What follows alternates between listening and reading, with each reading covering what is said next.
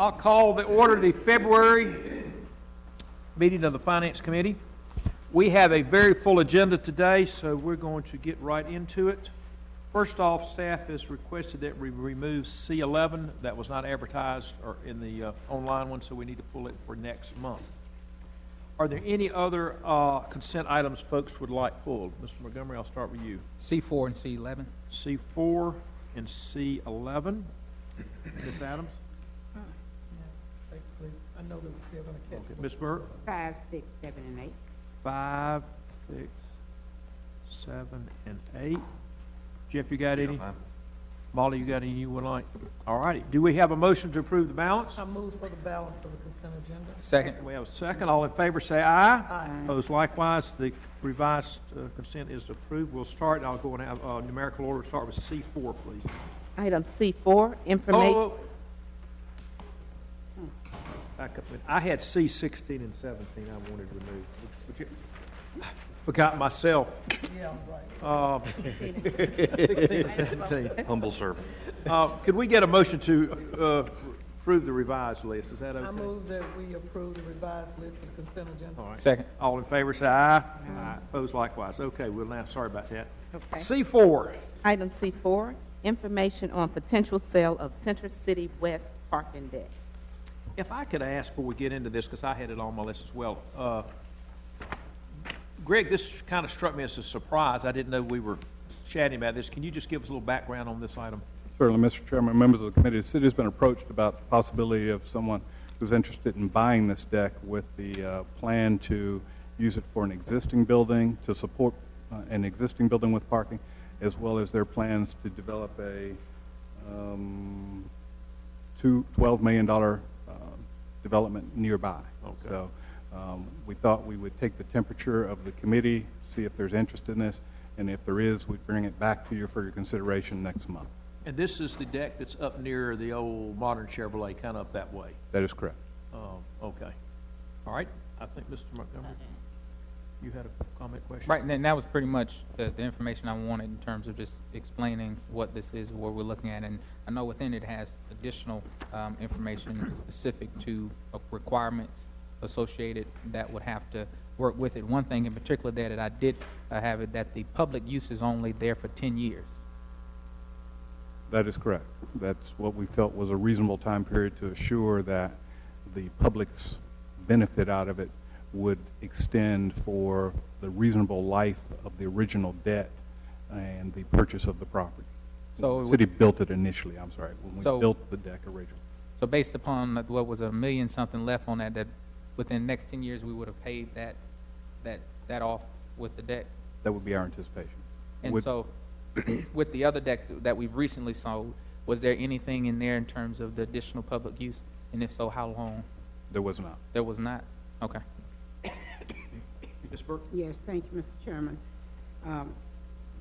Just indirectly, when we sell our facilities, taxpayers would like to know what is the advantage of selling the facilities, if they're making money or not making money. And we have sold parking lots before. The one over at Baptist Hospital belonged to the city, I believe, at one time. So we've sold parking lots, and I think what needs to be said to the public while we sell them, also we've sold several of our facilities recently, namely our Bowling Green and the Coliseum. And I think that we need to let the taxpayer know, we know it is theirs, but why we as a board make a decision to do things like that for finances. Okay. Mr. McIntosh? There's a surface parking lot on the Holly Avenue street side of that parking deck, and I'm wondering if that would be included in the sale. I know way back in the day, in the late 80s, early 90s, when that parking deck was being developed, there was informally assurance given to the neighborhood that that parking deck would be available for later development for housing. So I'm wondering if the deal would be structured with or without that. It could be structured so as to provide that neighborhood with the opportunity to continue to utilize the lot. The item in front of you is specifically for the deck and the land underneath it. However, the owner or the developer has expressed interest in the Holly Avenue lot. However, we didn't have good pricing information to provide to you on that lot. So what you have in front of you is information related to the deck and its pricing. Thank you. Ms. Light? Who owns the lots, the surface lots? City. The city Yeah. does? Thank you. You never did answer the question, Mr. City Manager. I don't know who's going to answer it. You went directly to Councilman McIntosh. That's okay. Sure. The taxpayer would like to know, why do we sell buildings and parking lots we own? Are they making money or not making money? What is the reason behind it? Councilman Burke, that our traditional model is if it's better for the taxpayers to sell the deck because we avoid the debt cost as well as the operation and maintenance costs, we consider selling them. If we're going to make money on the deck, then it doesn't make sense. But we can come back and show you that specific calculation for this deck as we did for the last two decks we saw, where we showed how much we had to spend to repair it versus how much we would gain by selling it. Yes, I was just going to echo what Mr. Garrity said, that, and to Councilmember Mayor Pro Tem Burke, I know citizens, they are concerned about some of the assets that we are beginning to review and go back and relook at how we maintain those assets as well.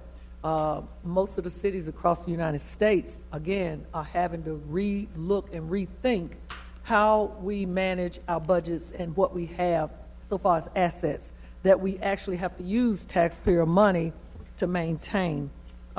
Yes, I am one of those people that's a proponent of selling things like parking decks. I know that they provide parking, but if somebody else buys them, contracts them, whatever, just like we've done with the BB&T, the one on Cherry and whatever, and the one at the hospital and whatever, what it does is frees up hopefully some more money that we may need in this shortfall season that's coming at us. So again, the maintenance thing with these decks, that really is a very non-productive cost as the decks become older and older. And Mr. Turner, I'm sure, would agree with that as the decks age, the concrete, the molding, the structure itself, you have to come back and do a lot of work. And then you have safety matters that come into play. So, I'm in support of this. There were a couple of things I missed the first struggle around that I forgot. Number one, who is Tightline Partners, LLC? We were approached by John Reese, so I assume that this is the LLC that he has set up. Okay. The other part is what type of development, I know it says in terms of $12 million of new or $12 million incremental mixed-use development if it's already existing. Beyond that, that's the only specificity to the actual proposal? It's new from the standpoint of this agreement, and as far as whether it'll be mixed-use, commercial, or residential, we don't have a feeling for that at this point. And then based upon the price that's said to be sold for, there's no additional profit that the city would be making off this, but would be paid pretty much paying the debt and the costs associated with paying the debt. Is that correct? That's right. The price is proposed to be set at whatever is necessary to retire the debt at no cost to the city. Obviously, there are early payout provisions in the debt that's been issued, so the purchase price would be adequate to cover all of those costs. And that this profit would then come back onto the tax roll. So what would be the tax value, and what are the taxes that would be received by the city based upon? About $2 million in tax value at the sale price, and that would be $10,800 in annual property tax. Right. Only question I have on this is that if you look at some of the private developers or private contractors purchasing parking decks, is that I know we make the statement that we're foregoing some of the capital improvements to the decks, but a private business owner would not purchase the deck and make the investment if they're not going to make money within the process. And so if there's going to be development associated with this, my question is, what would we do as a city to be able to be in the same position that this private company would be in to make money? Because they're not going to make the investment if they're not going to make money. So I would at least want to know that in terms of what is going to be the increased capacity there in the area that's going to be using those additional spaces. And if we maintain it, would we be able to make money in that process? Mr. Taylor, do you have a comment? Thank you, Mr. Chairman. I just want to say that I have been concerned over time, in my time on the council, with how we sell off our assets, especially if we haven't done our due diligence and done everything we can do to turn a profit with these assets. And I think, the Coliseum was an example of just that. I don't think we did everything we could do to turn a profit at the Coliseum. We sold it. It was something that I was against. I do feel that given how downtown is growing, especially in this area with all of the potential development, I think we've got an opportunity to get in the driver's seat and make some money here and actually turn a profit and see a return on the taxpayer's investment. And I don't understand why we're selling the deck. I know what we can get out of it, but it just doesn't make sense to me to do so at this particular time. So I'm on the fence here, and I don't know if I'll be supporting this item. Okay. If I could, I had a few questions. I'll try to kind of wrap it up here. I think it would be helpful, one, if we could get some history on the two decks that have been recently sold. That's the deck under the BB&T building, the Green building, and then the Cherry Marshall near the hotels. Sure. Maybe what they were sold for, and then sales price per space, something like that, would be helpful. I also thought on this deck, do we not have a long-term lease with Wells Fargo for some spaces? They have a lease option on, they have a guarantee to us to cover the cost of spaces in the deck if they're not leased by, for instance, their employees. Okay. They also have to concur in the sale, and they have indicated that they are comfortable with it because they have a provision to be able to purchase the deck in the future if they chose to.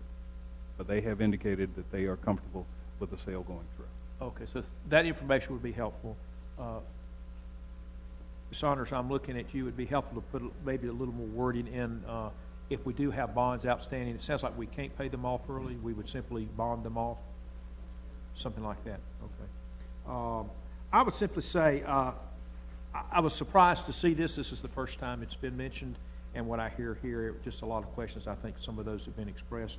I think you have to look at everything differently. To me, the green deck under the Green building was an easy one because the only people that pretty much use it were the folks in the Green building, so that made sense.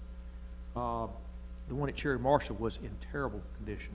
I can't believe anyone would have bought it, but they did. That deck needed millions of dollars, I thought, of upfit. This one's a little different. I think this deck is probably used by more folks than those. Well, the Cherry Marshall was used by a lot of folks, but let's just get some information and maybe if we get some type of appraised value on it. I don't know how you do that on because this deck is 20 years old now.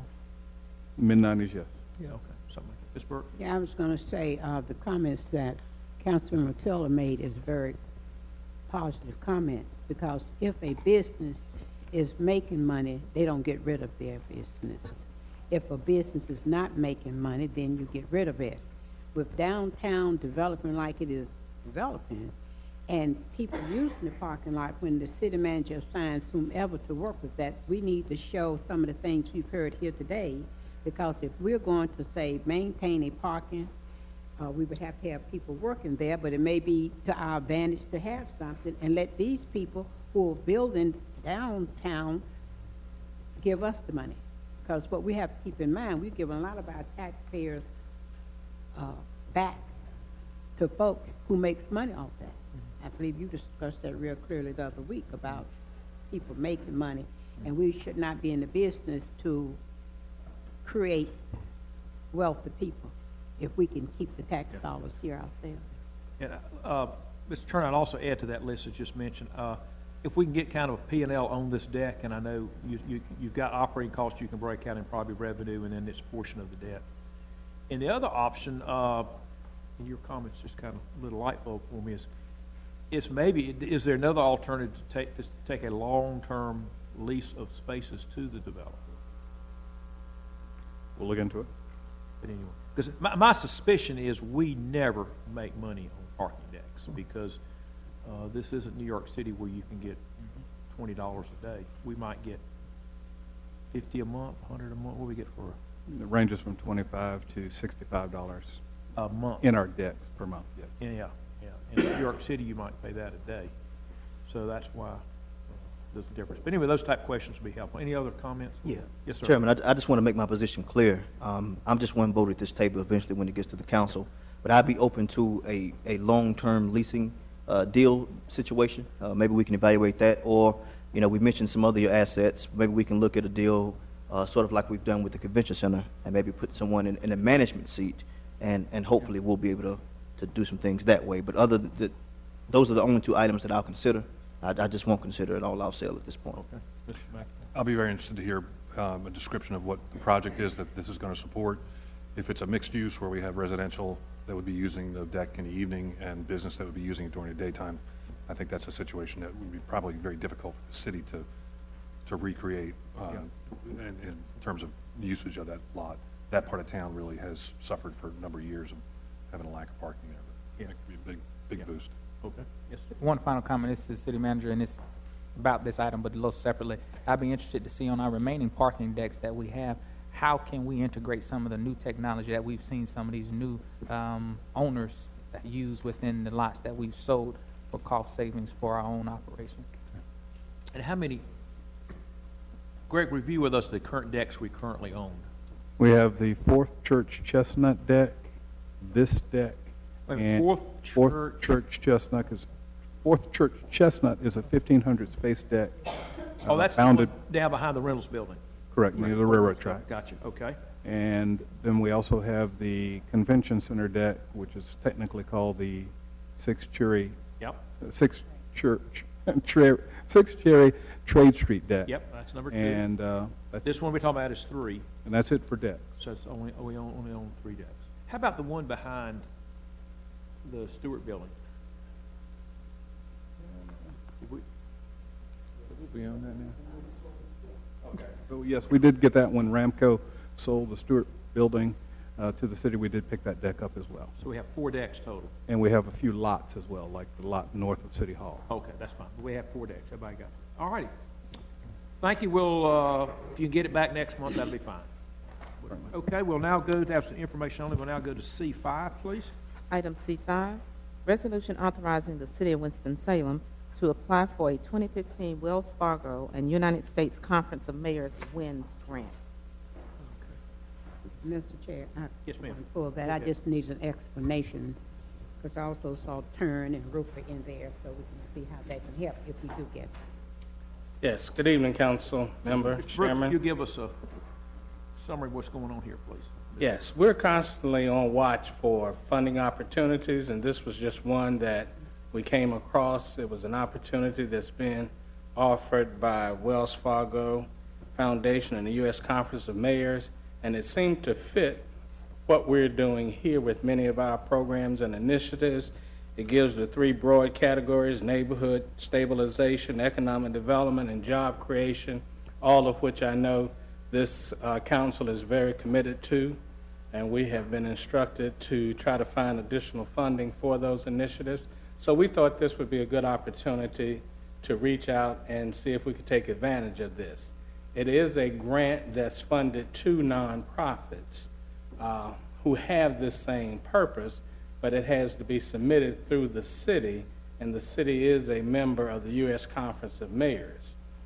So what our thought was on this was that we would work with our local nonprofits to try to identify up to 3 projects or initiatives, because the grant allows that many projects or initiatives, and we would look for those projects that, first of all, meet the criteria of the grant, but also assist us in our efforts and programs that we have and that we're undertaking.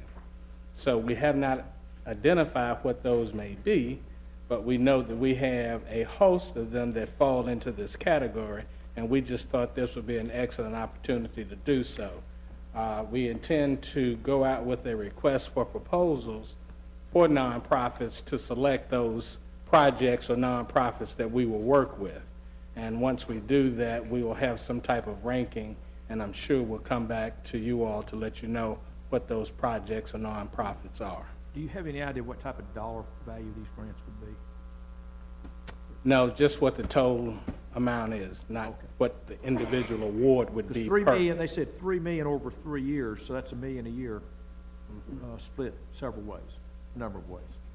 For some reason, $300,000 per award is at the top of my head, but I've seen so many, I would Okay. Please don't hold me to that. All right, okay. Ms. Burke? Yes, I thought it was positive when I read that because we've asked the departments when you can get grants and things for us to continue with projects. It's good. So I move Okay. approval. if you want. We have a motion. Second. We have a second. Any other questions or comments? All in favor say aye. Aye. Opposed likewise. Mr. Brooks, I compliment you on turning over rocks to try to find resources for us. We will now go to C6, please. Item C6, resolution authorizing the city to apply for the Creative Give Back Grant from Creative Economic Development Consultant. Mr. Page, would you introduce and tell us a little bit what Creative Gift Back Grant and who Creative Economic Development Consulting are? Yes, this is another grant that we're pursuing. Creative Economic Development Consulting is a firm in, I believe they're in Stokes County, the Stokes or Surrey County, and they provide economic development services. They're a consulting service. And each year, this is the second year they provided this grant, they provide services up to $25,000 in consulting services for projects that are creative, challenging, and have the ability to significantly impact the local community that they're working in. So we're submitting to them a proposal that they would come in and do a feasibility study for us to develop a hydroponic/aquaponic job training incubator facility to help hard-to-place individuals, as well as provide several other skill sets for the community to provide services for a community. So this is just our first attempt at having them come in and actually look at a feasibility to do this further study. So they would do the study for free for us?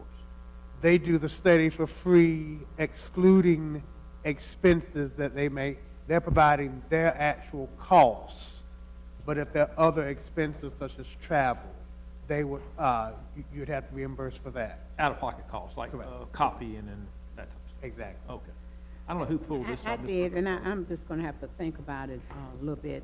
I'm not going to vote on it. I'm not against it, but I just need to have a better understanding. And may have to sit with Mr. Page to get a little more understanding for Monday. Ms. Adams, did you have your hand up? I just think, again, we all know what people have been saying about our area in the press all over the country, that Winston-Salem within Forsyth County is one of the poorest and the most hurt of the food deserts in this state and the East Coast. So I look at anything that we can do to try to impact and affect the quality of life of our constituents. I think this is a very positive move.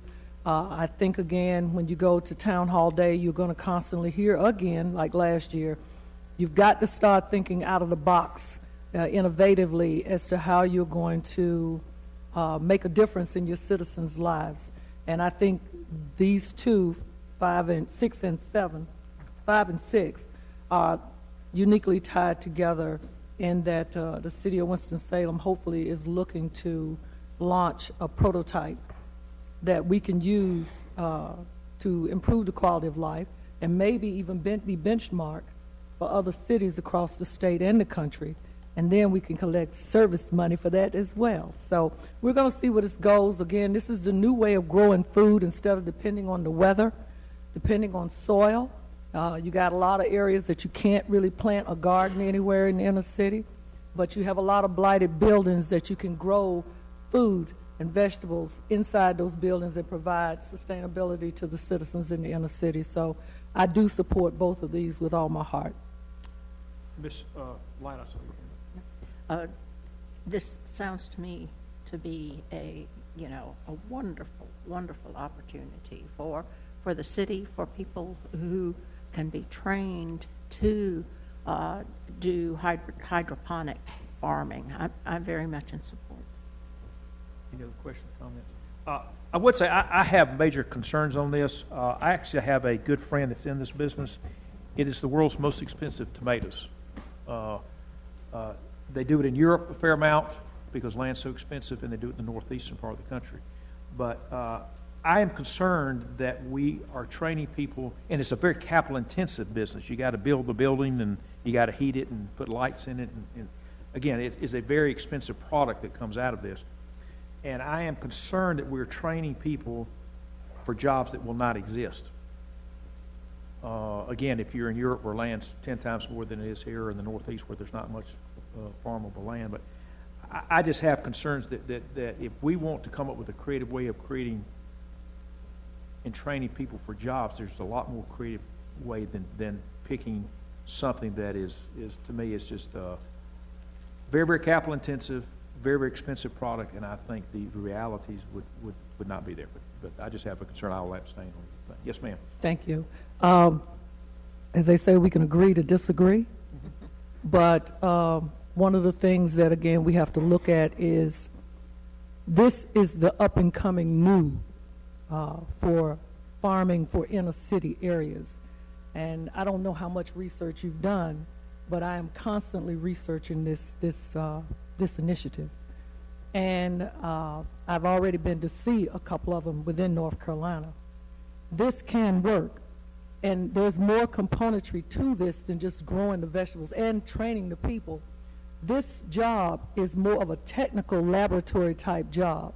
So if you're training people, let's say people that can't find a job, hard to place people, re-entry, and you train them in how to do laboratory type work that makes it, you got to monitor meters and everything for the water, the plants, the chemicals, you got to look under microscopes.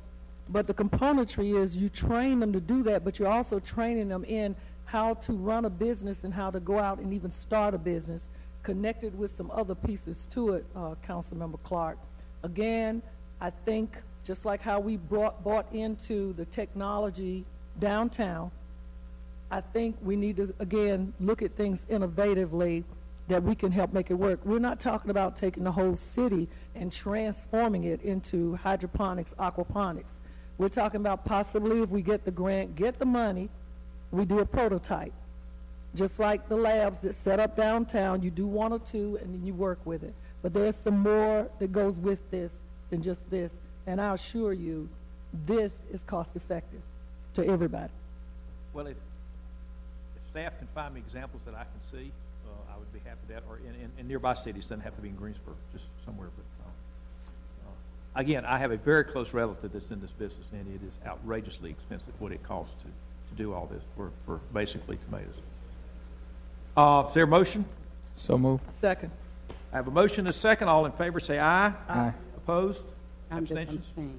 We have 2 in favor, none opposed, and 2 abstentions. I don't know if the staff can get more information on this industry prior to the meeting. I don't know if that's possible. We can look to see what's available, Councilman Clark, for us. That's the whole purpose of the feasibility study, Absolutely. to find out what can be done. Understand. Yeah, but we're looking to what's out there, but a lot of this, we're sort of creating this as part of the concept of the job training, the restaurant, so there's a lot of components to it that haven't been used as one project. Okay. We're looking to what's out there. All right, whatever you can find, I appreciate it. I'll actually call the gentleman between now and Monday, chat with him. I think C7 was next. I've done 4, 5, and 6. C7, please. I pulled that one. Item C7, resolution approving contract for Griffith Enterprises Incorporated to provide professional environmental services involving soil and groundwater issues at City Yard. Ms. Burke. go ahead. My concern was not against this, but since we were talking about pollution and how the grounds are having certain problems, I want you to know that Lawrence, I talked with Mr. Turner, Lawrence is in the Northeast Ward, and it's been a problem, and I did not make this comment until after I talked with the superintendent. I did give her the respect to give her some information about how polluted Lawrence ground was with that factory across the street and some of the damage that fertilizer place did. And I was going to ask you, Mr. City Manager, I don't know if we have any type of communication with the environmental people from the county where we get certain kinds of reports about the things in our city that may be polluting the area. We do get information through the state primarily. In fact, we recently sent some information to council on EPA sites. Mr. Turner, you want to add anything to that? As Mr. Garrity indicated, we get information, as he said, from the state. We also are able to go out and query the state and the federal websites for any supplemental information that they have available.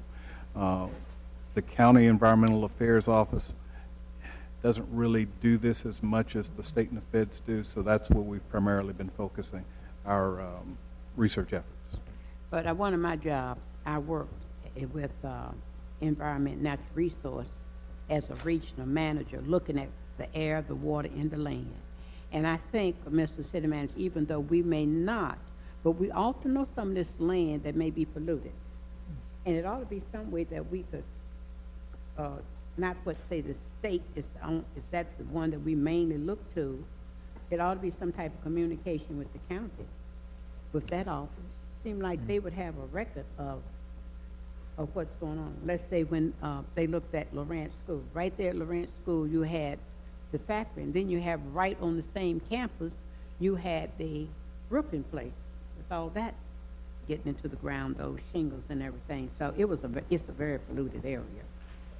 And I'm not in no communication with anyone else. I've spoken to the superintendent, but I think when we have areas in this city, we ought to know about them. If I could ask Greg, since the folks out there don't know what we're talking about, can you just briefly explain to the folks what we're talking about here? City Yard has a significant amount of fly ash contamination under the soil, primarily associated with the fact that as it was developed, a lot of the fill material was fly ash from the old Bailey power plant as well as the city's own incinerator.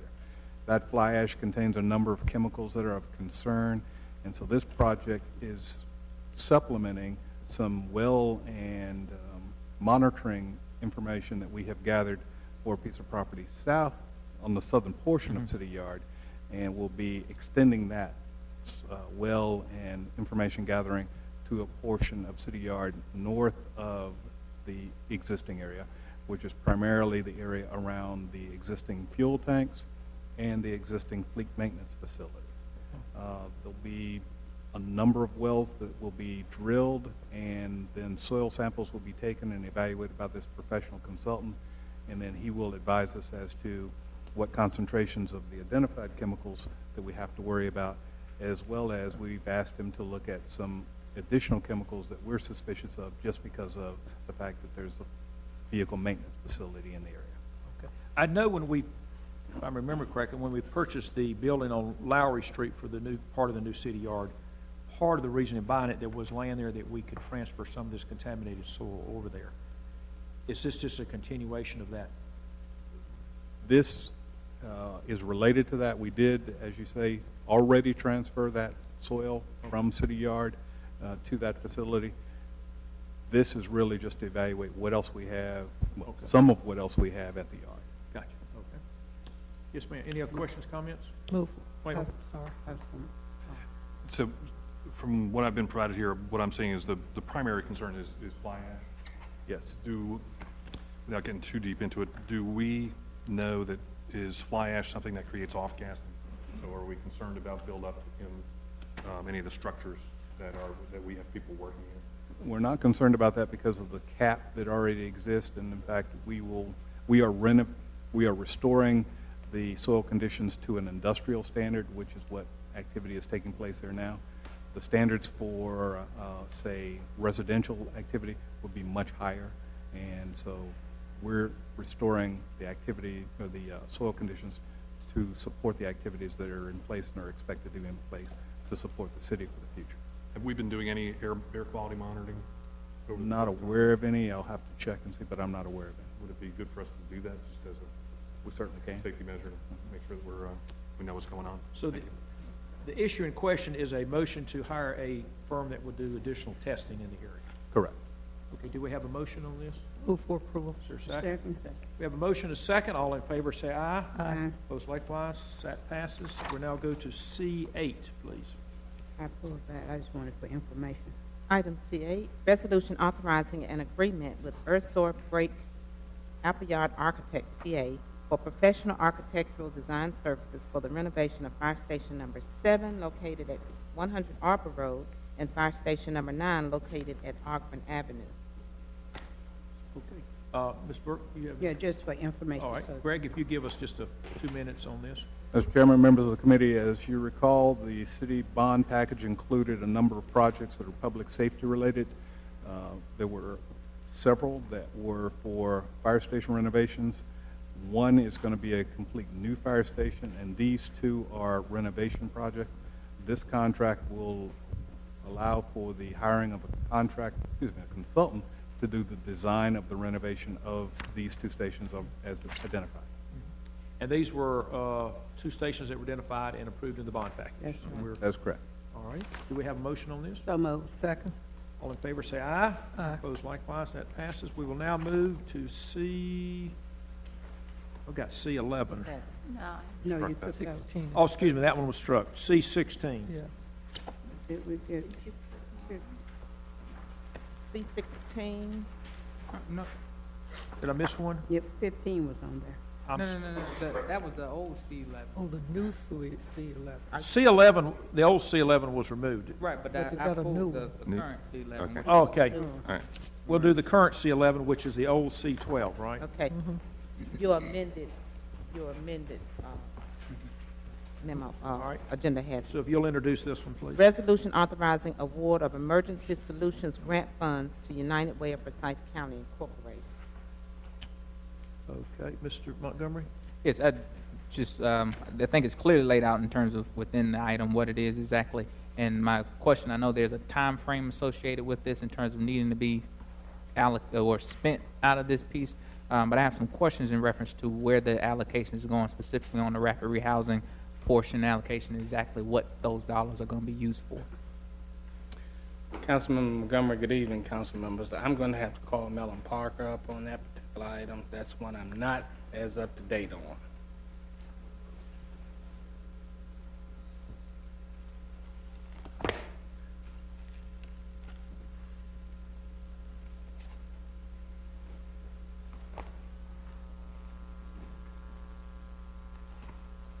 Good afternoon, council members. Good afternoon. I didn't hear the question back there. I know it says that those dollars are going to be going to United Way under the rapid rehousing program there, but Yes. specifically within that program, what are those dollars going to go to subsidize and support? Most of them will be going towards case managers and rental housing. Can we have some more information on that? Because as it stands right now, I have a lot of questions around that, so I would like to see some more information. I can pull it. Okay. So we'll get that in the booklet for the main meeting. Mr. Clark. Yes, sir. Mr. Taylor has a question.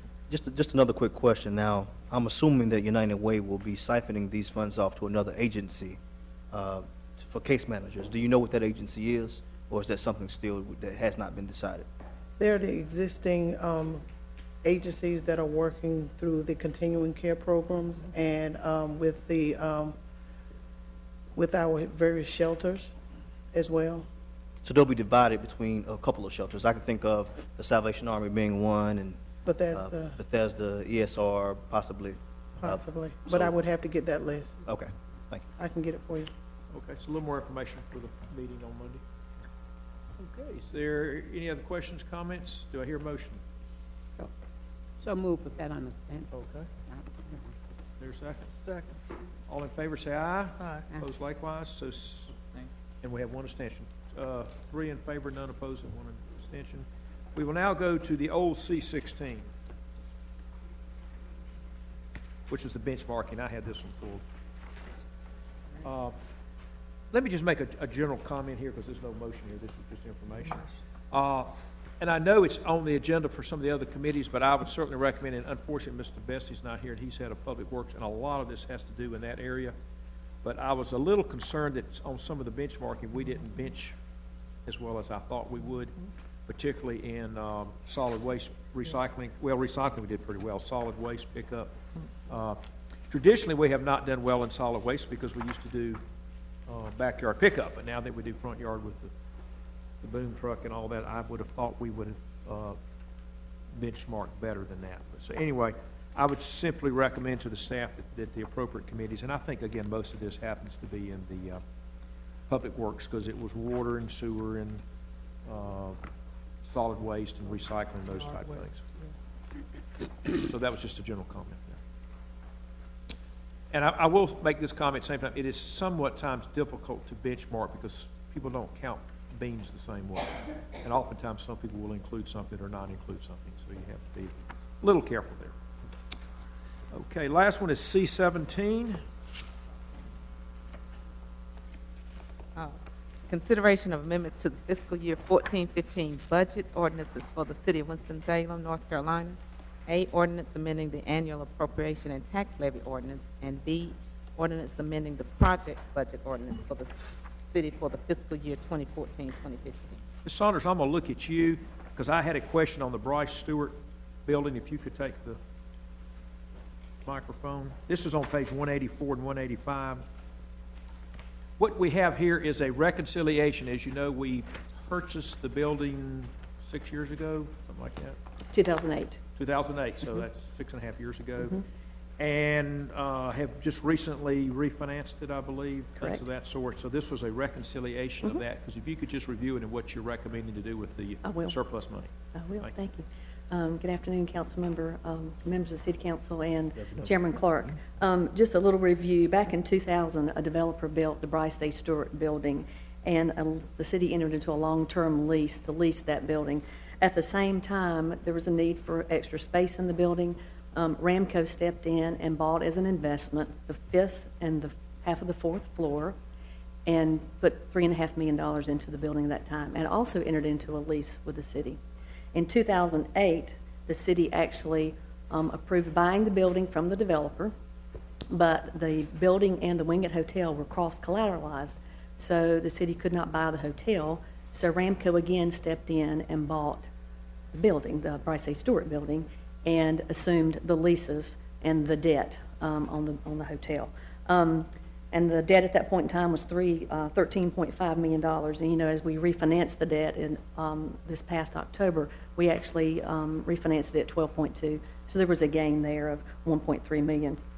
So if I can just walk through, in 2000, Ramco purchased the building for $3.5 million. You're on page 185. I'm on, yes, at that point in time. And then in 2008, Ramco purchased the restaurant for $2 million. The excess or the equity that we built, much like your home, was $1.3 million over the period from 2000 to 2014. The excess cash that we've actually accumulated in Ramco, which would be the difference between the lease payment that the city made to Ramco and the debt payment, was $1.6 million since 2008. So the total benefit to the city of the transaction we just did back in October was $8.5 million. What I'm recommending is that excess cash that Ramco holds of $1.6 million, we put it in the debt service fund to pay the future cost for the debt on the building. And what has happened to the hotel? The hotel actually was, that lease was assigned from the original owner back a couple years ago, I think 2010. So they assumed that right to buy it. The Ramco never put any money. They simply held the loan, and there was a triple net lease between the original owner and the hotel. The city does not own the hotel. The city has nothing to do with the hotel at this point in time. However, the deck, you mentioned the deck earlier, we own, the city owns a condominium interest in the parking, as well as the Wingate owns a condominium interest in the parking in that deck across the street. Okay. All right. Any questions, comments, Ms. Burke? It's not really, it's an observation. A lot of times when you mention Ramco and you say the city of Winston-Salem, we still have citizens not clearly understanding. And I think each time you get up, you need to define Ramco. Sure. And also, when we did do that, I don't think we clearly understood that we were really buying that restaurant. Because that caused a lot of problems. And I guess somebody want to know what is the status of that restaurant now. Sure. The restaurant actually was closed 60 days ago now, I think, and they have moved out since, and the city's real estate division is actually marketing that space. Actually, Mr. Chairman, members of the committee and council people, we've lost money with that restaurant. We need to get rid of it because it's a space that needs to be used. That's another thing about when you own property as a city, that's just sitting there. Did we make any when the new restaurant came in? No. See, so we need to get rid of it as quick as we can and just define Ramco. Sure. Ramco is a nonprofit organization that actually provides claims management for the city of Winston-Salem. It was created back in 1988, and they do the claims administration for the city. It's actually a legal separate entity. And the building and the fifth and half the fourth floor was basically bought as an investment, as part of their investment portfolio. Question, now that the building has been purchased, does Ramco still own it, or does the city own it? City owns it, 100%. It would be interesting to know what our current mortgage payment is versus our old lease payment. Because what we're saying here is we actually made profit, $1.6 million by buying this building in 2008? Yes. Because our lease payment was greater than the mortgage. And we were able to put that difference in our pocket once we bought it. And now we're going to be able to put even more money in our pocket because and you're going to get that number for us because our mortgage is even lower now than it was because the interest rate's lower. Our savings in 2016 will be about $400,000 annually. Okay. So and it'll continue to increase because as we pay down the mortgage, the interest will be less and it'll grow over time. If you could also, y'all used to have a nice little graph on the debt fund. Basically, we have money set aside in a separate account that pays the city debt, and it kind of comes up and down. So it'd be nice to have that graph in here showing what putting $1.6 million in will do for that. When will that be retired? When will that debt be retired? We actually extended over the well, we didn't extend it. We refinanced over the current term. 2034 is when it'll be paid off. 20 years. Okay. And I think Ms. Burke brought up an interesting point, and I see Kirk in the back.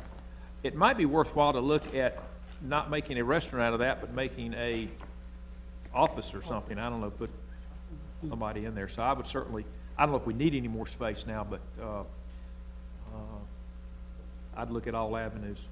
That's right. Okay. All righty.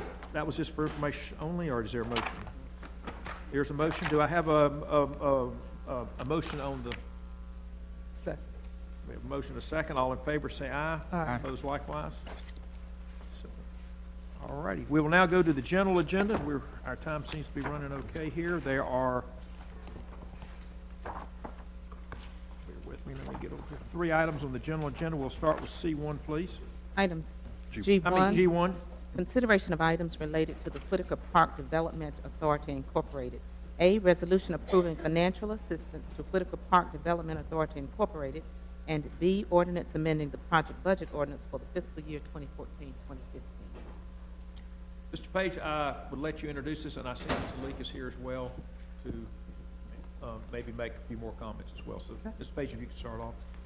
As you mentioned, Mr. Clark, that Mr. Leak is here representing the Whitaker Park Development Authority, a nonprofit group, has no staff. He's sort of the volunteer staff person for the group at this point, working to develop the actual Whitaker Park property and will be the recipient of that property as it's donated to the authority.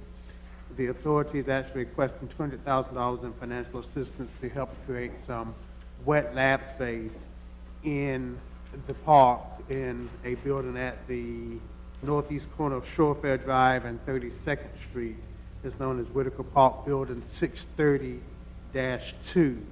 You may recall several years ago we did a similar type of concept where we provided funding to Wake Forest Innovation Quarter, where they were able to provide wet lab incubator space at a reduced rate to help those graduating companies that are interested in moving to town or companies that are in some small startup space need to go to the next level. So this space would be space that's used repeatedly in the community as incubator space and low-cost space. The total cost for the upfit of this space is about $2.5 million, in addition to the funds that are being requested from the city, also seeking foundation funding as well as seeking other public sector funding. They do have one company currently looking to move into the space when it's available. That company hopes to move in sometime later this year. Happy to answer any questions. Also, Mr. Leak is here representing Whitaker Park. Mr. Leak, if you come up to the microphone, please, we may have some questions, because I'm going to ask you one right now. Yes, sir. Mr. Page just mentioned we're talking about $2.5 million to upfit this. The city's been asked for $200. I'm assuming you're asking the county for a little money. Same. Yes, sir. And that's still a long ways off. Where are you going to get the other? We've got Golden Leaf Grant that's been approved.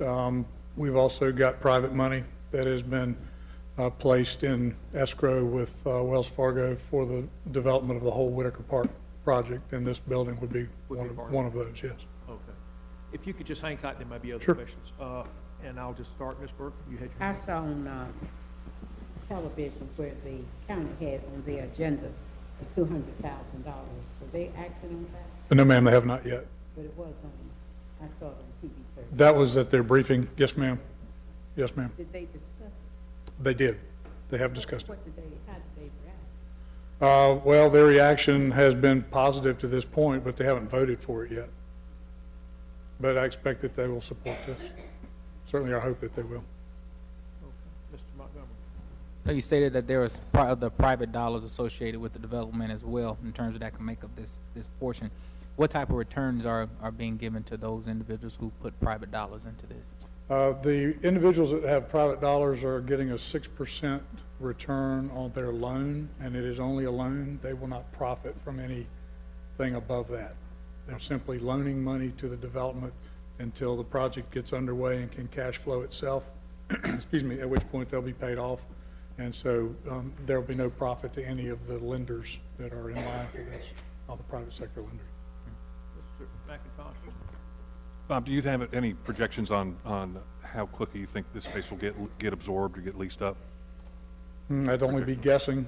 We have several companies that are looking at parts of it. It's about 48,000 square feet. I would say that once it's retrofitted and cleaned up and lab space is built and other space is completed, I would hope within less than 12 to 18 months. Is there any concern that we're going to be competing with ourselves in the innovation quarter? I don't think so. This is larger space and different kind of space than what they have available in the quarter, and we're going to work very closely with the quarter. We're not looking to, take things from the quarter and move it over here. This is to complement what's going on in the quarter. And they're actively involved with our group, and Wake Forest is involved with the group, and so we're making sure that we're not just moving people across town without any added benefit to the city. Thank you. Yes. Would it be fair to say that downtown is more of a true lab space, whereas this is kind of large enough to be This is, production? I think that's a very good point. This is only about maybe 30% of this building that I'm talking about has wet lab space in it. The rest is more office and production type space. So it's a real complementary building for a company that wants to not only do their lab work, but also make a finished product. And you can't do that in most of the space in the downtown park. Yes, ma'am. When you, Mr. Leak, when you say office space, Yes, ma'am. now where do you think people will be coming from to use the office? Well, when I say office, it would be offices for the companies that would also be using the labs and manufacturing the product. We have one company that's a startup that's, they're here now technically, but there's only one person, but they're planning to ramp up to maybe 56 people in the first 3 years. They're very interested in this space. Winston-Salem State is a current tenant in this building. We would love to keep them in the building if they want to stay in the building. And that would still leave another 20,000 square feet, and we'd be marketing that to companies that have an inquiry into the city like we always do. Any other questions, comments? I would like to add one comment in general, and I will say for the record, I am on the DataMax Foundation, which is one of the folks that have lent some money to them. I am not compensated for being on that board, and I do it purely because I have so much fun. But I'm not making any money off of it. I do think it is imperative that we tighten up who Whitaker Park Development Authority is and what the proceeds will be used for. I truly think this is a gold mine in that here we have a building that will be leased. We don't have to pay for the building. We've got to pay for the upfit, but not the building itself. Right. And the revenue it will generate can also be used for further economic development. But I think that needs to be in writing with the, I guess, the bylaws or however the Whitaker Park Development Corporation is defined. Yeah, no, that is the intent of the group, that any profit that is made on this stays in a economic development fund, if you will, and will be used throughout the city for other economic development projects. And I will say for the record, Ms. Adams has been appointed to that, or will be appointed. Soon to be, yes. Soon to be. So she will be our right-hand person now. Yes, ma'am. Now, since you brought that up, I was just thinking, I have encouraged and said clearly that when these boards are formed and we have all white males, that I think that it is not the kind of board we need to see, and I was very pleased to feel that. Yes, ma'am. And we've made that point back to the leadership of that board. They understand. It's most important, and since this conversation has come up, it's also important we look at the job opportunities, because this will be our dollars, our tax dollars that we're looking at. And we have one person, which is a plus, but there are other women, as I have said, and this city should not things that we support. I introduced the MWBE. I have felt that women need to have a job other than giving you men coffee and getting coats off the rack, but use their brain and use them in places that's difficult so that young girls can see that women can play a major role in the business world. Okay, thank you. Ms. Adams, you hit your hand. Yes, just want to let everybody know, and most of us do know, Whitaker Park used to be the major hub of Winston-Salem for many, many decades. As we've said before, any time during the week there were 10,000 plus people on the north side of town working, suppliers, other companies that help to promote the business of RJR. We would like, hopefully, this city to realize that downtown can only grow so far, and it's doing a fabulous job. But we have other areas of the city that we need to focus on to some degree to help it come back to life as well. As Mr. Lee could tell you, we basically don't have much space to grow when it comes to businesses coming to our city or new business startups. Whitaker Park is an ideal setting for those types of projects. And we're hoping that 5-10 years down the road, we'll all look back just like we do with the Innovation Quarter and know that we were all part of making that successful again. Okay, thank you very much. And we look forward to your regular updates once you get settled in there. Mr. Taylor. Thank you, Mr. Clark. I just want to say, Councilor Adams, I'm looking forward to you being on the job. And I think it's good for the North Ward.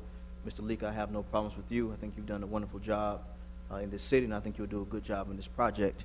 I know RUCA in turn, we'll be talking about that in just a moment, but I did want to back up and just talk about the direction that this council set on last week when we discussed the RUCA project, particularly Southeast Plaza.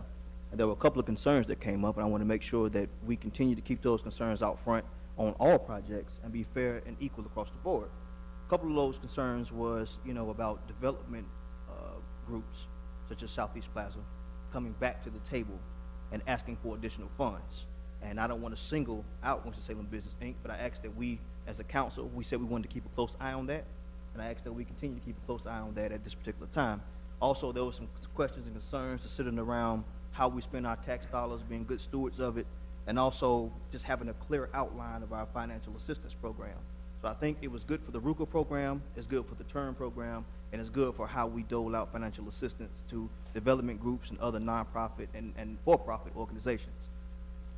Thank you, sir. Do I have a motion on this? Move for approval. Do I have a second? Second. All in favor say aye. Aye. Opposed? Abstentions? That is approved. Thank you, Mr. Leak. We will now go to G2. Item G2, information on implementation of the Revitalizing Urban Commercial Areas 3 program. This item was continued from the January Finance Committee. And let me, Mr. Taylor just kind of introduced this one indirectly. Items 2 and 3 were continued from last month, but we got plenty of time tonight to handle these. First one has to do, number 2, with RUCA, which is the commercial, and number 3 has to do with TURN, which is more the residential. So everybody, just kind of introduction. With that, Mr. Brooks, why don't you introduce G2 to us, please? Yes. As all of you know, the recently approved bonds designated an additional $2 million for our RUCA projects. And when RUCA first started, there were several areas identified as possible RUCA areas. I believe in total, it was about 35 to 38 areas that were identified. Many of those areas were funded through RUCA 1 and RUCA 2. This being our third round of RUCA, we want to proceed to fund areas that have not been previously funded. And we have those areas listed for you. There are actually 10 areas: Patterson and Glen, Old Greensboro Road, Barbara Jane, North Side, Box Mountain Road, Old Rule Hall Road, Pleasant Wartown, Northwest Patterson, Jetway, New Walkertown, Carver, South Main Street, Casale, and Trade Northwest. And of course, in the implementation of this program, we will be using the updated RUCA guidelines.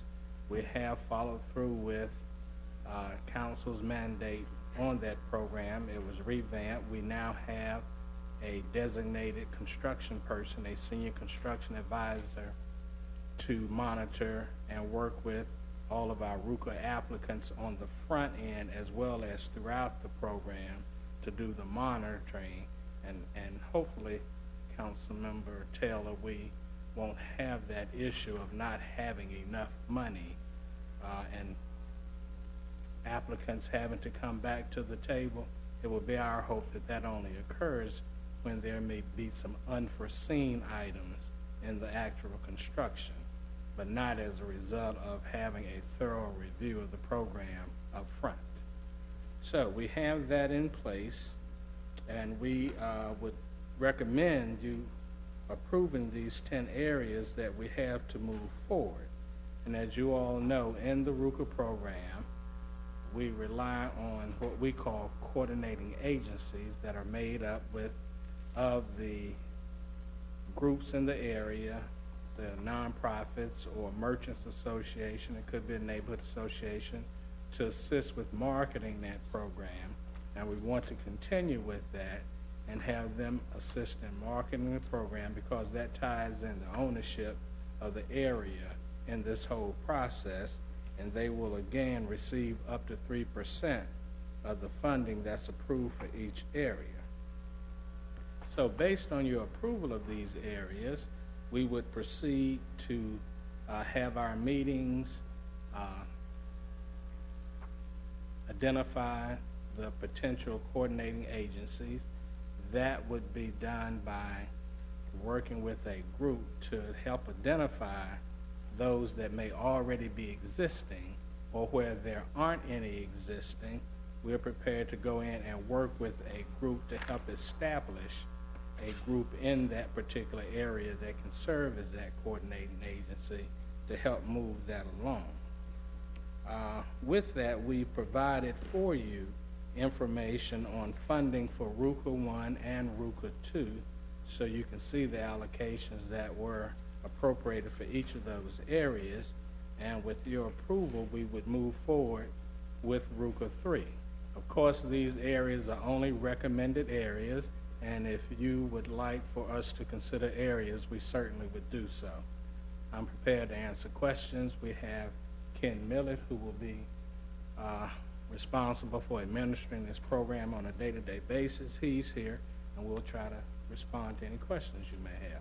If everybody on page 11 in the second paragraph are the listing of the suggested areas, in case anybody would like to see them. And there's a map several pages after that where you can see where they're located. Questions, comments? Mr. Montgomery. A couple. First one is in reference to the actual utilization of the funds and how those dollars can be used.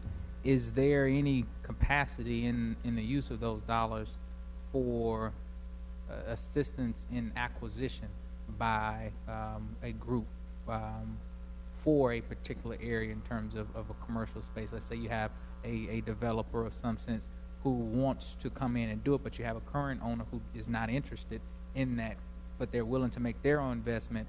Can they leverage RUCA dollars in some type of piece in terms of acquiring that to be able to do that work? Because that's one of the challenges I know in some areas is that you may not have a owner who wants to participate, but if you can find someone else who's willing to participate at that level, how can we leverage those dollars in that way? That approach is not a piece that's currently tied to the RUCA program. We do have some other programs that we want to work in conjunction with RUCA that might assist with that. As you also know, there was $6 million approved for housing development. That's another potential choice for home ownership and further housing development. We do have other programs that already exist that address home ownership and helping with further development, and it's our intent to, if you will, bring all of those programs together in a melting pot and use them for the area, since we're trying to do this on a focus type basis. So we want to look at those other home ownership programs that might address acquisition of property, turning property around, making it available, and working with our local housing providers to assist us in doing that, because as you know, that's not something historically we've always done by ourselves. Right, and I agree 100% in terms of being able to collaborate those together, but more centrally specific to the commercial piece and the commercial property of being able to have that leverage. Because I'm thinking of something in my head now of if you have someone who's wanting to come into an area that's within one of these areas that's cited here, and they want to create and establish and revitalize the commercial portion that exists there, and there's a challenge there with individuals who currently own those properties to do anything with it, but they're willing to sell it, but they're not willing to invest in that part. How can we leverage that? And that's something that I want to know, because for some of this to work in a couple areas, that's going to be the way that it's going to have to work, because some of the owners are just not willing to put more money and invest in the way this works, that you have to leverage that. And so we can pull people to the table that are willing to make the investment in those pieces. Then how can we make this appealing to bring in those individuals who have the capital to invest in the area and then leverage these dollars to actually go the distance that we want to make? That's one of the challenges I know in a few of the areas that I represent that qualify for the RUCA, but some of the current ownership are not willing to put their money up to make some of the to make some of the needed revitalization in those shopping centers. We can look at that and bring back some options, but clearly the RUCA program as it is now that was presented with this last bond program does not provide for the acquisition of any types of property that could be used in that manner. But we'll certainly look to see if there are other options available for us to do just that. Well, and that's contingent upon me looking at this in terms of how because if it's going to be successful, particularly I'm thinking about some of the areas I represent, if it's going to be successful there, some of the owners are not going to be the same. Some of those owners are going to have to be different. And how do we leverage that process? Okay, good question. Yeah, that's a good observation, because I was thinking about some in the area where I'm located, and they've been there for ages. The owners are absentee owners, or the property may belong to somebody without the means of the interest. And even having something given to them to work with them, they may not be willing to move forward. And you continue to have that ISO. And I can see one project that we have in the Northeast, it's been there. I think your point is well taken. Okay. Ms. Adams, did you have? Yes, Mr. Brooks, is this the definitive list of places? And what if the traditional commercial that we're looking at, such as shopping centers, corners of stores grouped together, what about places, for instance, like Indiana Avenue with all of those car dealerships leading up to Garner, the factory, on both sides of the street, where you just got this huge influx all the way out Indiana, just about even to Indiana and Cherry, where you have these car dealerships that it's just, it's blighted to me. Even though I know it's a business, we can figure out a better way to help these people not make our communities look the way they are with all of these miniature used car repair dealers throughout the urban core. And it seems to me that over the past 5 years, they've become even more so in the urban core, these small dealerships. Is there anything that we can do to help that? Because that's my biggest pet peeve right now too, is these areas, on these main areas that people travel through the wards, through our urban core, and you got all of these car dealerships that they all got their own spin. Some paint the fences green, some paint them yellow. You got all the flags and. Can we Councilman look at Adams, let me add a little history as to the RUCA program and how it got started. But council back in the early 2000s specifically wanted us to look at shopping centers, not strip areas, but actually shopping centers. And that was the 36 different shopping centers that Mr. Brooks alluded to earlier. They were then developed into 3 different tiers. Tier 1 and 2 are those shopping centers that had the greatest level of blight that we've been focusing on. Tier 3 were a lot of the outlying shopping centers. Thruway, for example, was a Tier 3. There's probably dozens upon dozens of other areas that we didn't look at because they weren't considered cluster shopping areas or shopping centers, such as the one you just described along Indiana. Know exactly what you're talking about. Right. That's commercial. But you didn't have it was sort of in and out. It was more strip development. Right. So we didn't really look at those types of areas as part of the VUCA program back then. What I'm almost hearing from the committee is a desire to go back and look at the original VUCA concept as well as some of the programmatic guidelines to see if there are other ways to try to reach the desired effects of revitalization that you'd like to see while still having those VUCA dollars available. We'd be more than happy to do that. We actually worked with planning back in 2004, 5, 6 to do this original concept, and we'd be more than happy to go back and look at the concept again and see if there are other ways to try to address some of the things that we're hearing here before, if that's something you all would like us to do. Okay. Thank you. Jeff, you had your hand up. Yeah, from my experience with the RUCA program and going back a ways with it, it seems to me like the intent of the RUCA money was to create the leverage that would get other people to come in and invest their own money. I think when we start looking at the city actually putting up money to go acquire property, we're going to run out of money real quick. It gets very expensive. I think the RUCA program has been a very good way to leverage a little bit of money from the public side in order to get a larger bang with the private side. I know in Southeast Plaza we've gotten that there. So I just think we'll run out of money instantaneously if we start acquiring property. And the car dealership thing, I think, is almost more of a zoning issue than it is an acquisition thing. I think it's tough to go back and tell those people they can't use their property that way. I don't like the looks of them either, but it's tough to go back and change that land use without their consent. Mr. Montgomery? Yeah, just for clarity's sake, in terms of what I'm talking about in terms of acquiring, is not that the city would acquire any property, but that the dollars could be used if you have someone coming in to leverage their own money, that could be used in a sense that they're coming in, leveraging their own dollars as new ownership in those pieces, that we look at that as some incentive for them in terms of that process. If they're going to make that investment, if they're going to bring their own capital to the table to be able to purchase a commercial property that's located in one of these areas, that there's that additional incentive that will assist them in that process that could help in the overall package that they're looking at with the development costs that they have for the whole shopping center. Okay. I do not have a motion attached to mine, it's just information tonight. Just information. So the areas are listed. Mr. Page, maybe could expand it a little bit if we can take a look at that.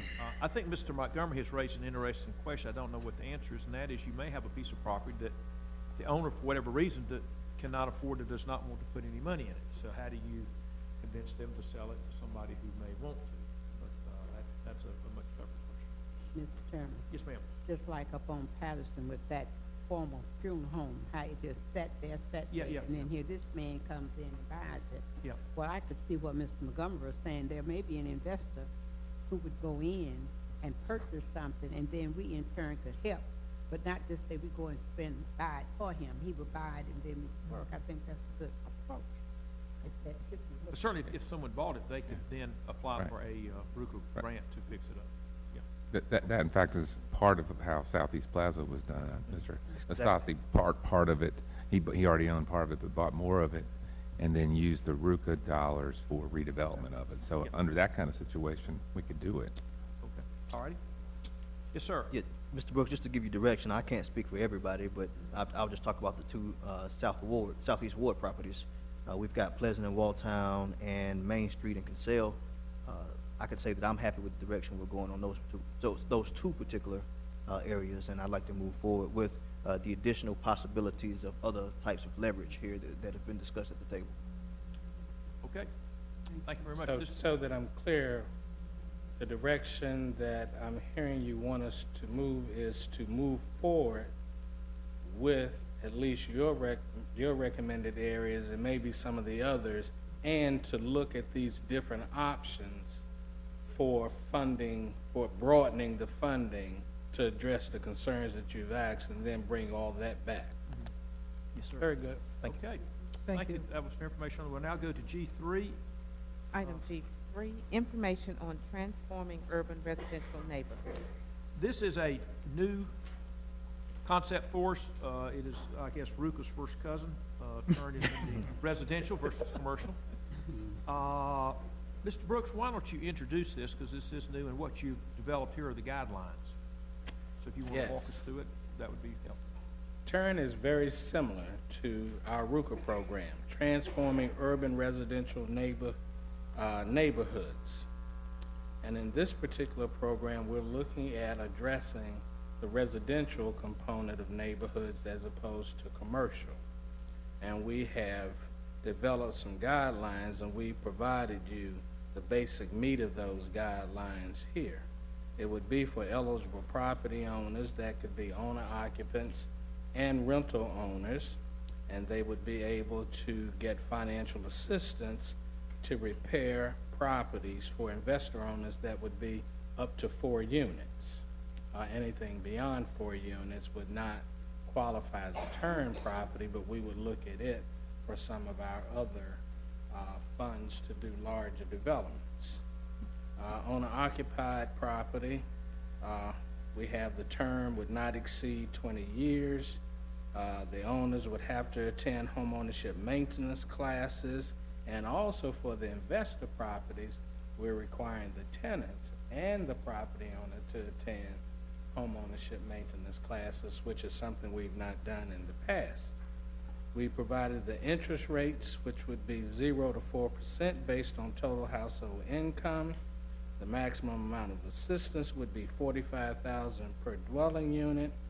And of course, those properties built before 1978 would have to be tested for lead, as is all of our programs. And where we're able to use our lead grant funds to complement that, we'll do so, which will allow for a few extra dollars to move this program forward. These guidelines, we did have a couple of meetings, not as many as we wanted to have in some of the neighborhoods. We did receive some feedback from citizens, and some of that feedback we thought was very helpful, and we did make adjustments to the original guidelines that we had, and we've incorporated them into what we have here. Of course, this particular program, again, relies on community involvement. So just as in RUCA, where we would have our coordinating agencies, we would also have coordinating agencies for the TURN program. Neighborhood associations, groups, or nonprofits would act as a coordinating agency to help market the program and bring those applicants to the table for processing. And for every application that's processed, they would receive 3% of that $45,000. And with that, we expect that money not to be used for salaries, but to go back into the neighborhood for some type of neighborhood improvement initiative to help with further improvement. It could be community gardens, working with youth, whatever projects that would be there to help improve the quality of life and not salaries. So we would work with those groups to do that. And again, where there aren't any groups, because as most of you know, we maintain an extensive list now of neighborhood associations. Some are active, some are not active. So those that are not active, we will work to build their capacity to do so. And in those areas where there may not be any in existence, we will work to help form some group that could do that. So the areas were selected based on the different degrees of unfit housing code and the patterns of violations that we saw in the area, and we provided a chart for you. And just as in the RUCA program, we have recommended some areas because also we looked at these areas as Tier 1 and Tier 2 areas based on the number of unfit housing violations and the total number of houses that were in in a particular area. And as a result, we've made some recommendations for the areas and the amount of funding that we would want to get started with. And we have set aside $400,000 for administrative and infrastructure improvements. And the housing blight chart we provided for you if you care to look at that. If you are in agreement with what we're presenting today, we will move forward to have our meetings and start looking at selecting our neighborhood coordinating agencies and implement this program as quickly as possible. We did have a small conversation last month with the Community Development Committee, and there were some questions that were presented. One of those questions was, how do you determine success in this program?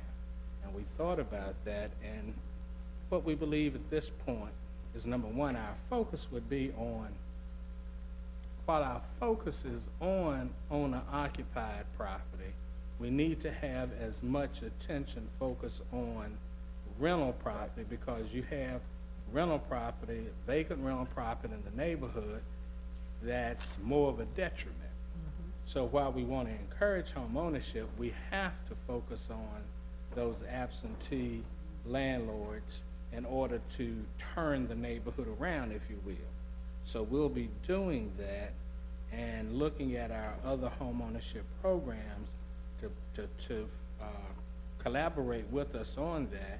And even we've had some old programs where we're able to help nonprofits to acquire property and rehabilitate them.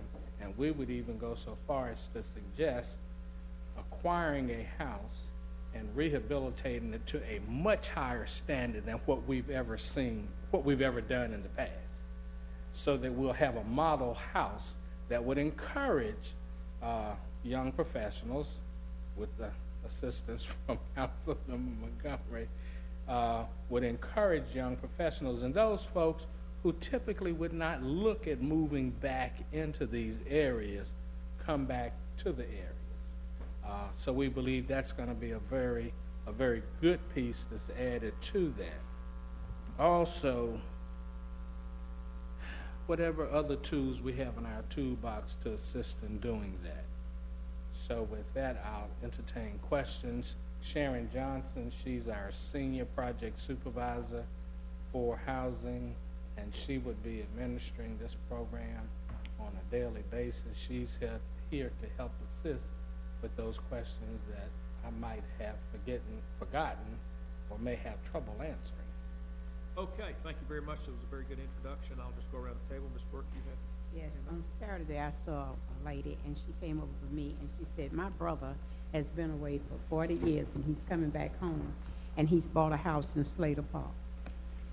Another friend is coming back, and wherever his family grew up, he's getting him a house. So we've let absentee landlords, investors without a love or appreciation, come into our neighborhoods and have just really brought down. I have some very fine housing still in where I live. I live in one of the older neighborhoods, Castle Heights, Bowen Park. Homeowners there with pride. That neighborhood went down because of absentee landlords.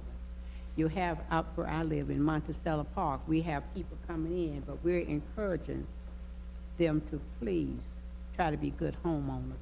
Or if you're an investor, make sure you don't let the house become slums. And one thing I had mentioned to Mr. Brooks, we have people who are coming to this country, and I just say Hispanics, and some of them have more pride than the ones who've been here. And I think when you talk about trying to revitalize some of these neighborhoods, they will come in and they will work. And then what you need to do is just tell them what your neighborhood association expects from them. And I believe they will follow through. We were in a piece of property with a Hispanic family, and the Hispanic family, they had such pride right there on Cleveland and 20-some Street. And the young man could speak English, but his parents, they wanted to buy the lot right next to it. And I said, that's another thing that we can do. Those lots of small homes sitting on, we need to try to get those lots for them to have larger lots. So I would appreciate Ms. Johnson and Mr. Brooks, whatever you can do to uplift my area. And I think that the CALs can play a major role in trying to revitalize these neighborhood presidents groups. Okay. Ms. Adams, you have anything? I'm just going around the table. Okay. Yeah, comment first and then question. First, I say I'm looking very much forward to examining the impact of this program and how we see neighborhoods, as it says, turn in the sense of this. I know, and I think it's no, I don't want anyone to get misunderstanding what this is. By making this investment in these neighborhoods in this way, in the physical presence of the structure of the houses, does not take away some of the other socioeconomic issues that exist in the neighborhoods. This is just one step and one portion of addressing some of the issues that exist in the neighborhood, because it's difficult to attract others into the neighborhood if you don't have quality housing that exists there. And so this is just one step in that direction. I take a lot of ownership and piece of this, because this has been one of the babies that I've really championed in terms of how do we look at neighborhoods that have seen a lot of decline in the housing stock. How do we work together with those neighbors, with those individuals in the community, to help restore that stock in a way in which it is viable again for that neighborhood and for that community. And so I thank staff for the work they've done all the way up through this, from when it was first began in its incubation stages now to where we are in this place. A question that I have in terms of looking at the list of the neighborhoods that exist here is in the sense of, we look at some of those tier 1 neighborhoods, and I know these are all bond dollars, and I may be getting ahead of myself in terms of looking at the next phase in terms of, let's say we have success and we see success in a neighborhood, and we expend these dollars and we come back, year from now, 2 years from now, and we see that success there. Would dollars that are associated with housing that were not necessarily allocated specifically to turn, if we saw success there, would those dollars be able to be used in looking at another tier 1 neighborhood or something that's in some of those places? Yeah. I would imagine so. Of course, that would be left up to the city manager, his staff, and the council, but I would imagine so. I just wondered if anything prohibited those dollars. Okay. I think one other point I'll make, because we're using bond money for this and not federal money, we're not restricted to our income cap. Necessarily, yes, an income cap. So we're able to move slightly above what historically we've looked at as basically addressing the 80%. So now we're able to look at moving a little beyond 80%, which would help attract that other young professional to the area that in the past we may not have been able to attract because of that limit. Ms. Adams had a... Yes. One comment. Again, Mr. Brooks, thanks to you and your staff for the concept again. I believe in prototypes. People can only believe in what they see because we learn visually. I believe that the thought process of creating a prototype of a home is a great idea. And also with that you have, like, how you have the bills printed to show the item cost. Like, if we improve the shutters, this is what these shutters cost. If we improve the appliance, the outside, the roof, the porch, the windows, these are the costs associated with it. I think that's a good selling tool. Thank you. Ms. Light? Mr. Brooks, I've had some of my colleagues look at the South Ward neighborhoods. For example, Washington Park. Folks, we're not talking about Cascade Avenue there. But that brings up a question as to what areas within larger neighborhoods like Washington Park were actually included in this survey. Do we have some sort of map or that you could provide for us? Yes, we do. Okay. All right. With all of the housing data, the number of units that are in a particular area, the number of unfit housing units, the percentage, we have it all broken out and can provide you with a copy of that information. Okay. And Mr. Page just reminded me that we were supposed to change one area. Well, not necessarily. It's just that I don't, from this, I don't know what part of Washington Park, what part of West Salem were included. Yes, and that's a good point. Although we may look at moving to a particular area, for instance, Washington Park or Dreamland, I'm sure there may be areas within those areas that you would want us to market and try to focus on first. So as staff, we will get with each of you to further talk about your area and where your preference for that starting point will be. Okay. Mr. Taylor. Thank you, Mr. Chairman. I'm sure I'm belaboring the point and belaboring the hour, but I did want to make a comment for the record. I certainly support this program, so thanks to everybody for pulling this thing together. I can say that growing up and particularly in the Bellevue community, I think that this will be a huge boost for the area. Growing up in the community, I wish we would have had as much success as the Monticello Park neighborhood, but when I was growing up, it looked one way. By the time I became a teenager, it looked a whole different way, and now it completely looks another way. But to know that we've got hope for prosperity and redevelopment in this community, I know the people of this area and potentially the people of the entire city will see what we're doing and look forward to much more success. And by the way, we're running over, so I'm going to try to go about 3 more minutes here, then we'll be done. Yes, sir. Get my 2 cents in. Okay. This is a huge opportunity for us, and as many of you know, I've been involved in housing restoration in inner city neighborhoods for about 30 years. I think there's an awful lot of positive momentum that can come out of this. I think this can potentially address the sort of nightmare that we went through a couple of years ago when we had revaluation. And we're dealing with neighborhoods that people don't want to live in anymore because they don't feel safe and they don't feel the housing stock is up to their standards. So this is an opportunity to change that perception, turn that around. There's a lot of details for there to be devils in, though. This is not an easy thing to do, and I think it's going to be a difficult job for staff to stay on top of it, but they need to stay on top of it. I do wonder how in targeted areas we deal with a situation where we don't have a qualified group to be the coordinator. Will the city step in and take that role over, or do we have to have a group from the neighborhood? Yeah, it's not our intent to come in and assume that role. What we want to do is work with a vendor that will come in and help identify a group in the area and develop that group to be the coordinating agency for the area. It could be that you have a group that might mentor with another group that's more familiar with a particular program. But we believe it's very important to have that, if you will, buy-in with the neighborhood. So we want there to be some group that's representing the neighborhood, and we'll work with each of you, if you don't have a group in an area, to help establish a group and build their capacity. Okay. One more concern I have is to make sure that we document and are very careful about how we treat historic structures, because we have a wealth of high-quality older housing in neighborhoods that it would be a shame to lose that. And I know they may not be in historic districts, but if you look up Patterson Avenue, there's just some wonderful housing stock there that you'd hate to see it just be vinyled over and have the windows torn out.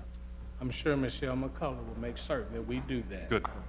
Let me go ahead. Yes, ma'am. On Patterson, someone is in there rehabbing those houses, and I want us to get in contact to see who that person is. Who he or she's doing a good job. Not only that, 25th Street has some. Cameron and 14th Street still has a few. Yep. Anyway, this is for information only, so I would recommend that the council members, there's 5 areas that are picked, and I think 5 council members are here tonight for that. Take a look. I do like your idea of giving them come up with a map so we know exactly what areas qualify and don't. Just a few questions. You don't need to answer them tonight, but I'll just put them on the table. First off, I'd like to know who's going to do the maintenance classes, how we're going to do that. I know, and I'm looking at my Habitat people back there, I know they're actually building some classrooms to have continuing education, I would call it, as well as initial education. And I certainly think there's some certainly opportunity there to collaborate with them. Number two, given the amount of funding available in the $45,000 cap, if everyone spent the max, we could only do 88 houses. I have a concern with that cap being at 45,000. When we were designing our programs, we looked at an average, and the average cost is about $26,000 per unit. I would suggest that if that's the case, then we need to take a look at the cap. We didn't state in here what types of repairs. Is it anything, everything? I think it's certainly exterior. You could have painting, roofs, new windows, things of that sort. Inside, you might have a bathroom repair, whatever. Electrical, plumbing, things of that sort. So I think we do need to kind of define what is or is not done. I think our first approach would be to arrest any code violations. Okay. And then look at those repairs that would bring long-term sustainability to the project. And lastly, we would look at what we call general property improvements. Those would be those wish list items that a property owner may want to do. And generally, when we look at a project and look at our cap, we begin to back down based on the wish list and take it on down. But we'll certainly do that. For example, does a washer and dryer count, or a stove or something versus a roof? I mean, I think we need to come up with some guidelines there. Be curious to know if we are going to get any type of lien position with these loans. Yes. And it was any requirement for the homeowner or the land or the owner to invest? Yes. Yes. Okay. There are different levels. Different levels. Okay. And the last one, I'll piggyback on what Mr. McIntosh says. This has to be managed very, very carefully, or we're going to get mud all over our faces. If somebody says they put a new roof on and it costs $4,000, we need to be darn sure that's what it did. He didn't pay his cousin to come and throw a few shingles up there, and 5 years later we got a leaky roof because it wasn't done right. We have to be sure that the city money is truly going to long-term improvements of these facilities, and that's going to require a lot of management on our part. And if they said they redid a bathroom, somebody needs to go in there and inspect it before and after just to see what was done in this, that, and the other. Mr. Montgomery, I'll give you last word. Two things really quickly. The first thing kind of backs up the last thing that Councilmember Clark said, and I don't know if it's something that can help streamline process, but if you're going in particular neighborhoods, and let's say we've done assessments in those neighborhoods, and when we're ready to roll with the program, and you have 15 houses, out of 15 houses you've identified that at least 6 of them need new roofs. It may be cost effective to have the city bid those out collectively for someone all to come in and to do all of the roofing on those, so that we know how that works in those neighborhoods particularly. I don't know if that's something that's been thought of in the process, but I think that leveraging the work in a neighborhood could, one, get better pricing to leverage the dollars to go a little bit further within a neighborhood, and to see how that all works collaboratively.